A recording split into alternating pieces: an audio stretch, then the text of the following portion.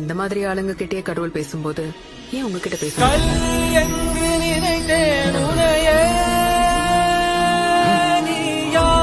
என்று சொன்னாய் மனமே தான் எதில் நீ இருந்தாய் எங்கோ மறைந்தாய் உன்னை தேடி எனக்குள்ளே தெரிந்தாய். உங்களுக்குள்ள இருக்கிற கடவுள் தான் உங்களோட பெஸ்ட் வெர்ஷன். அதுதான் நீங்க யாருங்கிறத தீர்மானிக்கும். 1000 கை உண்டென்றால் நீ ஒரு கை தரக்கூடாதா? 1000 கண் கொண்டாய் உன் ஒரு கண்யனை பாராதா? உன்னில் சரண